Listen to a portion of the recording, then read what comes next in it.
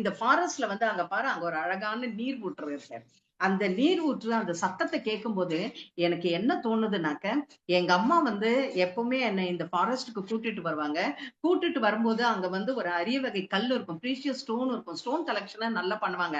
ஆனா அந்த ஸ்டோனுக்குன்னு ஒரு தனி எனர்ஜி இருக்குங்கிறத வசுந்தரா சொல்லி தான் நான் கேள்விப்பட்டேன். ஆனா அம்மா அந்த ஸ்டோன்ஸ் எல்லாம் கலெக்ட் பண்ணுவாங்க.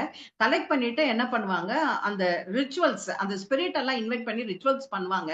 ஆனா நான் வந்து இப்ப சமீப காலமா நான் எதுவுமே பண்றதே இல்ல. நான் எல்லாத்தையுமே விட்டுட்டேன். எனக்கு தெரியல நான் வந்து பான் கல்ச்சர்ல இருக்கேனா இல்லைன்னா புத்திசம்ல இருக்கேனா எனக்கு ஒண்ணுமே தெரியல.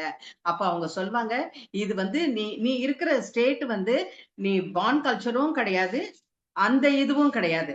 2மே என்னன்னா ஒரு மாரி ஒரு ஸ்டேட் இது. ஆனா நீ வந்து நினைச்சிட்டு இருக்க எல்லாமே நீ உள்ள என்ன இருக்கோ அதுதான் வெளியிலயும் இருக்கு.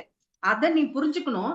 எதுக்காக வந்து அங்க ஸ்பிரிட்டல்க்கெல்லாம் வந்து அவங்க ஆஃபரிங் ரிச்சுவல்ஸ் பண்றாங்கன்னா, இது இங்க மட்டும் கிடையாது. பாண்ட்ல மட்டும் பண்றது கிடையாது.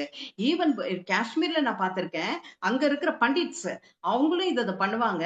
அதே மாரி அங்க நான் யோகிஸ் பார்த்திருக்கேன். யோகினிஸ பார்த்திருக்கேன்.